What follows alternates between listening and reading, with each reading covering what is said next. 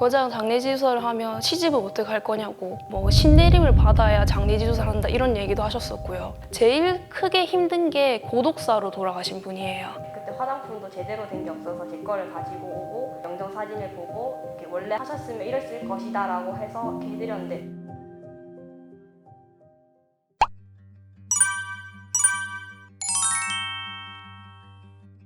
안녕하세요. 장례지도사 5년차 성예린입니다. 현재는 부산 영락공원에서 일하고 있습니다. 안녕하십니까. 저는 금년도에 부산과학기술대학교를 졸업하고 부산광역시 의료원에서 2개월 차 장례지도사 박경영입니다. 부산 영락공원에서 운구랑 마지막에 할 수 있는 수골 업무 진행하고 있습니다. 운구는 말 그대로 고인분이 이제 3일장을 끝내시고 3일장 제일 마지막 날에 버스나 리무진에 고인분 간을 모시고 오세요. 저희 영락공원 오셔가지고 간 모시는 대차가 따로 있습니다. 그 대차에 고인분 모셔서 저희 입구까지 들어가서 거기서 마지막 애도하시는 시간 드리고요. 그러고 난 다음에 화장 시간이 약 1시간 40분에 2시간 정도 소요되거든요, 저희 쪽은. 그럼 그 시간이 끝나고 나면 모니터를 따로 달아놔서 그 모니터에서 고인분 이제 뼈 나오신 거, 수습하는 거 확인하시고 수고실이라는 있는 곳으로 이동하세요. 그 고인분 마지막 성함 확인해 드리고 그다음에 진행하는 멘트 이제 해드리고 분골이라고 분쇄하거든요, 뼈를. 분쇄를 하고 가지고 오신 유골함에 고인분 유골 담아드리고 마지막 인사하는 그런 일을 하고 있습니다. 이제 운구를 하고 나면 가을분도 1시간 40분에 2시간 정도 소요된다고 보통 말씀을 드리거든요. 그럼 그 시간 동안 일할 수 있는 타임이 나오면 저희는 일을 하는 식으로 하는데 보통 거의 1시간 정도는 같이 기다린다 보시면 돼요. 저희 부산 의료원에서는 장례 상담부터 연습, 재래지도, 그리고 발인까지 원스톱 서비스를 제공하고 있는데요. 저 같은 경우에는 아직 배우는 입장이라서 열심히 배우고 있습니다. 대학을 가야 하나 말아야 되나 이런 거에 되게 깊은 고민을 했었는데 무연고 무료 장례 서비스라는 다큐멘터리를 보게 됐거든요. 근데 그 장례지도사분이 혼자 빈소를 지키면서 우시더라고요. 되게 감명 깊게 봤는데 누군가는 해야 될 일인데 뭔가 남들 따라가는 대학 말고 내 일을 찾고 싶다 해서 입학을 했습니다. 친구들은 멋있다고 자기 만약에 그렇게 되면 너가 해줘라 이런 얘기고 또 아버지께서 별말 안 하시길래 그냥 그런가 보다 했는데 나중에 입학하고 학교생활 열심히 하니까 이제 앉혀놓고 말씀을 하시더라고요. 네가 가진 직업은 숭고한 직업이니까 끝까지 겸손하고 초심 잃지 말고 열심히 했으면 좋겠다 이렇게 말씀하시는 거예요. 그래서 저는 거기에 또 울컥해가지고 열심히 해야겠다 생각했어요. 저희 친가든 외가든 똑같았었어요. 여자분들이 장례지도사를 하게 되면 뭐 안 좋은 말로는 뭐 신내림을 받아야 장례지도사를 한다 이런 얘기도 하셨었고요. 시집을 어떻게 갈 거냐고 집안 망신 주는 거라는 말까지 들었었거든요. 지금은 집에서 좋아해요. 네, 왜냐하면 보통은 장례라는 거에 대해서 잘 모르세요. 근데 이제 집에서 장례식장을 갈 때 예절이라는 게 있잖아요. 뭐 기독교나 유교나 불교 같은 그러면 조문하시는 거기에 대해서 저희 부모님은 잘 모르실 때가 있어요. 그럼 급하게 전화가 오시거든요. 무덤 개장을 하시거나 이장을 하신다. 그러면 아는 사람 있으면 제가 또 연락을 해드릴 수 있고 이런 부분이 있다 보니까 근데 이제 제일 큰 부분이 외할머니였어요. 저희 외할머니가 되게 건강하셨었는데 신종적인 바이러스가 다리에 생기셔서 그것 때문에 갑자기 진짜 한 1년 만에 중환자실까지 가셨었거든요. 가시기 전에 이제 건강하셨을 때도 제가 어머니 때문에 장례라는 걸 알게 돼가지고 장례를 할머니까지는 해드리겠다고 제가 약속을 했었어요. 근데 제가 장례지도사라는 직업을 갖기 전에 임종을 하셨거든요. 그러다 보니까 임종하시기 전에 이제 할머니랑 둘이 얘기했던 게 내가 만약에 일찍 죽어도 내가 일찍 만약에 니를 떠난다 해도 다른 사람이라도 해주면 어떻겠냐 이 말씀을 남기고 가셨어요. 근데 이건 저랑 할머니 둘만 아는 얘기거든요. 어머니도 잘 몰라요. 그런 약속이 있어서 아직까지도 쭉 이어왔던 거였었거든요. 외할머니 때문에 제가 이만큼 마음 먹고 5년까지 있었던 거고 그리고 저는 제 목표 중에 하나기도 한데 저희 외할아버지랑 친할머니가 계시거든요. 그 두 분 돌아가기 전까지는 이 일을 계속 할 생각이에요. 그분 두 분은 마지막을 제가 해드리고 싶어서.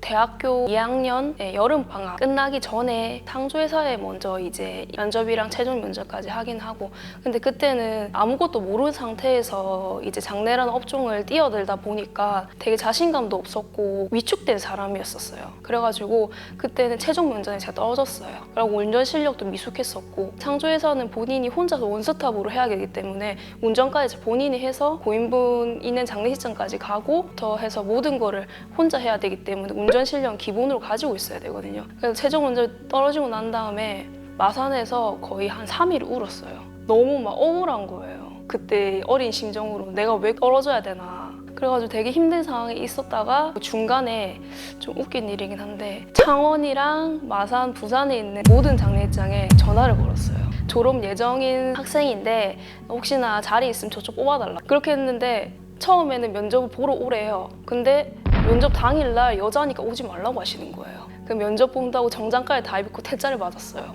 그래가지고 이제 또 우울한 상태에서 더 이상 이제 일을 안 해버리면 다 까먹을 것 같은 거예요. 장례라는 그 부분에 대해서. 그래서 교수님한테 요청을 해서 때마침 기회 좋게 부산 영락공원 취직을 한 거예요. 거의 그 나이대가 한 21살 정도 됐다고 보시면 돼요. 21살부터 영락공원 기간제 들어가서 한 2년 정도 하고 그 다음에 지금 무기계약직으로 정식 직원으로 일한 지는 지금 5년 정도 되다 보시면 돼요.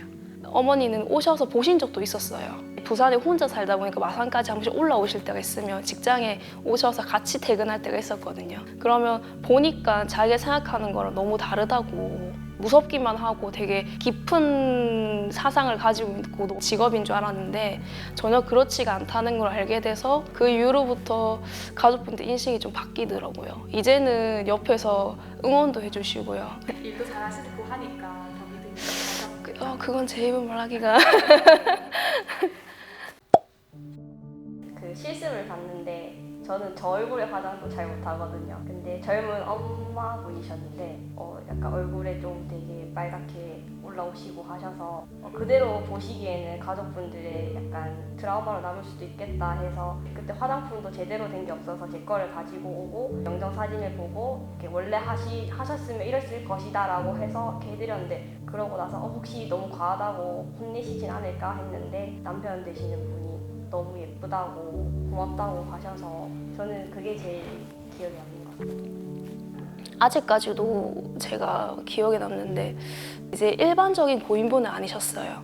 아기였어요. 되게 행복한 가정에 있었던 아기였는데 중간에 일이 있어서 유산이 되셔가지고 모시고 오신 거예요. 여아였거든요.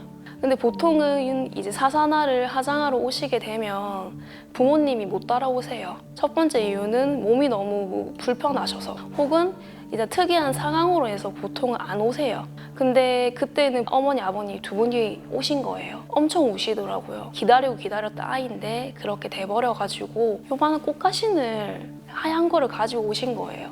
근데 원래 저희는 간이에 그런 걸 못 올리거든요. 근데 제가 부탁해서 그것도 같이 올려서 화장에 들어갔었어요. 근데 보통은 그리고 화장 들어가기 전에는 저희가 시간을 많이 못 들여요. 왜냐하면 뒤에 화장 오시는 분하고 이분들하고 간격이 있기 때문에 거리 유지를 위해서 저희가 시간을 드리는 거를 5분 정도라고 저희는 맞춰서 말씀을 드리거든요. 근데 그때는 또 그 아기가 마지막이었어요. 그 타임에. 그래서 일부러 제가 시간을 좀 더 드리고 뒤로 물러나가지고 기다렸던 게 제일 기억에 남았어요.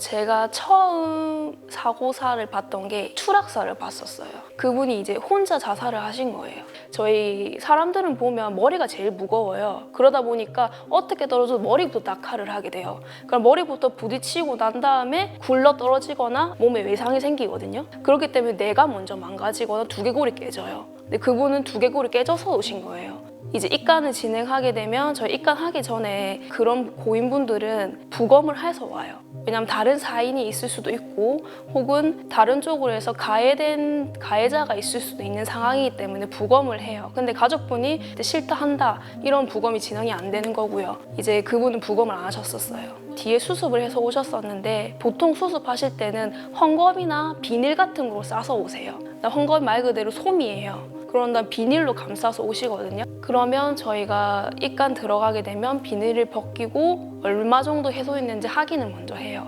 수습을 해서 이제 꼬매드리던가 아니면 거기에 대해서 화장을 하거나 메이크업을 해서 치유를 해드리는가 이런 걸 저희가 알 수가 있거든요. 그래서 근데 그분은 외상이 너무 크셨어요. 뇌가 흔들릴 정도로 외상이 컸어요. 머리만 들으면 소리가 날 정도로 컸었거든요. 그런 분도 입관했었고 제일 크게 힘든 게 고독사로 돌아가신 분이에요. 그분들은 찾아오시는 분이 없기 때문에 얼마 정도 집이나 바깥에 방치가 된지를 확인을 할 수가 없어요. 근데 그게 확인이 가능한 게 벌레거든요. 부더기가 얼마나 생기고 그 부더기가 색깔이 얼마나 변하는 거지에 대해서 이분이 사망한 시간 대충 추정을 할 수가 있어요. 보통 심하면 구더기는 보통 보면 연한 부분부터 파고 들어가요. 그게 눈이거든요. 동공이 제일 연해요. 사람이 가지고 있는 것 중에. 그러면 심하면 여기 동공안이 없어요. 시커멓게 텅 비어있는 사람들이 오셔요. 그러고 나면 귀 쪽으로 가고 코로 가고 입으로 이어져요. 그럼 온몸에 구더기가 다 있다 보시면 돼요. 저희가 일일이 그걸 보이는 건 다 잡아야 돼요. 무연고 시신이면 저희가 보시는 분도 없으시고 그분들 바로바로 장례 진행만 도와드리면 되는데 가족분이 있는 경우는 가족분이 마지막 얼굴 확인을 하거나 몸을 확인하셔야 돼요. 근데 그 상황에서 구더기가 있는 걸 보시게 되면 마음이 너무 아프실 거잖아요. 그 대부분의 처리는 저희가 해야 되거든요. 그거를 장례주사를 제일 힘들어하세요. 그리고 두 번째로 흑사는 몸이 퉁퉁 불어있어요. 그러다 보니까 심하면 잡으면 뭉개져요. 살이. 안치했다가 다시 상온으로 오게 녹기 때문에 이제 피부가 많이 변하거든요. 그런 분들은 아예 수의 같은 걸 못 입혀요. 이제 입었던 옷이나 이런 거 제거해도 연습 절차만 진행을 하고 간에 모시고 난 다음 수의를 위에 덮어드리도록 이렇게 진행을 해요. 그리고 세 번째는 교통사고로 오시는 분들이 있어요. 근데 이분들은 외상을 짐작을 못해요. 고인분을 확인해야지 알 수가 있어요. 일반적인 교통사고로 오시는 분들은 부검을 하실 필요가 없어요. 이제 사고 현장에서 어떤 식으로 진행이 되는지 알 수가 있는데 그러지 않는 상황에서는 부검 요청을 하고 오시거든요. 근데 부검을 하시게 되면 제일 큰 게 상체를 먼저 째서 어떤 사인으로 돌아가셨는지 이제 조직 검사를 하고 난 다음에 부검이 끝나면 저희가 장례를 진행할 수 있게 저희 쪽으로 다시 오셔요. 부검이 끝나게 되면 이 중간에 잘랐던 부분은 부검하시는 분 꼼꼼히 다 해주시거든요. 그럼 거기에 저희가 솜이나 한지를 덧대가지고 수의를 입히고 그 외상에 있는 그런 거는 저희가 꼬맬 수 있는 부분 저희가 해드리고요. 왜냐하면 이게 그분들한테는 외상 스트레스가 될 수가 있어요. 근데 저희도 맨날 울은 소리 듣고 고인분 맨날 지켜보고 이러면 그게 익숙해지면 모르겠는데 익숙해지지 않는 분들도 있잖아요. 그게 스트레스로 작용을 해서 그만두시는 분들이 있다 하더라고요. 제가 아는 분들도 다른 쪽으로 아예 직업을 이직하신 분들도 좀 계세요.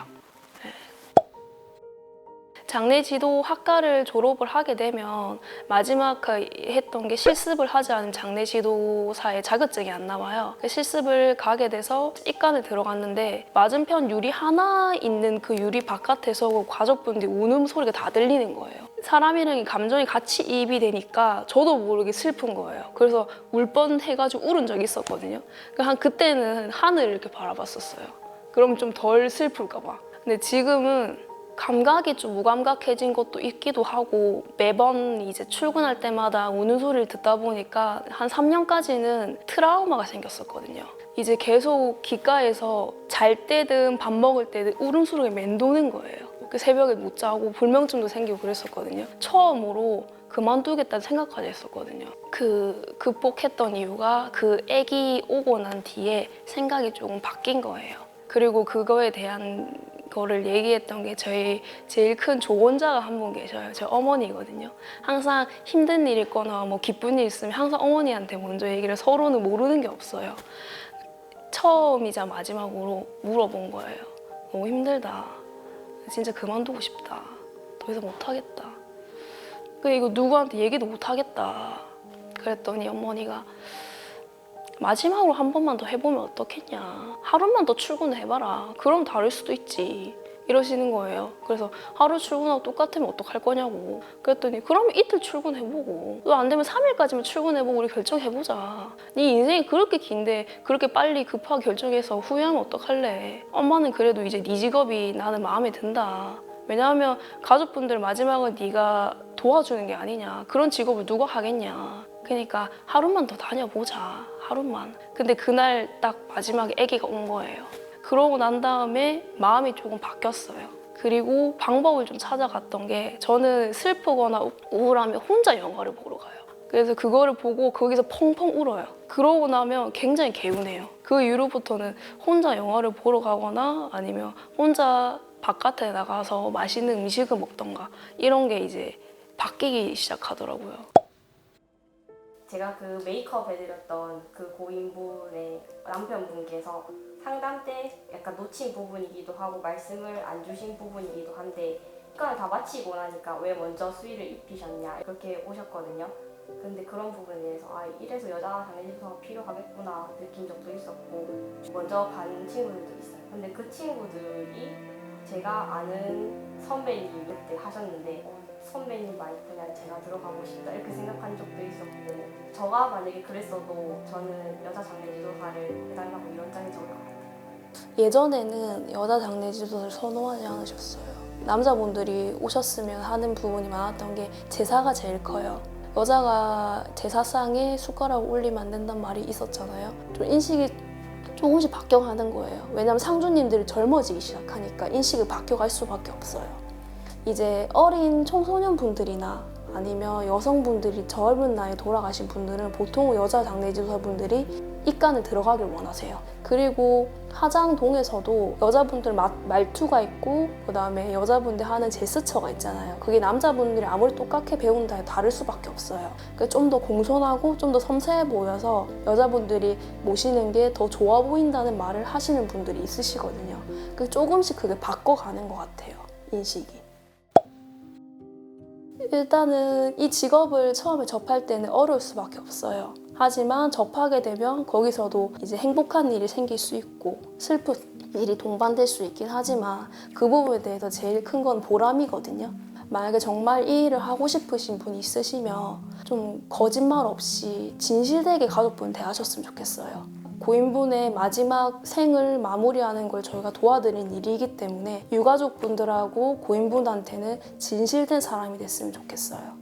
저는 솔직히 말하면 추천드리고 싶진 않고요. 고인의 마지막 길을 함께 해드리는 직업이기도 하나 어떻게 보면 유가족분들에게는 일생에 한 번뿐인 특별한 그 일을 그만큼 섬세함과 책임감이 따르는 일이기도 합니다. 그래서 전문 인력으로서 프로 정신을 가지고 초심 잃지 말고 자부심과 사명감으로 일하실 수 있는 그런 각오가 있으신 분들에게는 저는 적극 추천드리고 싶습니다.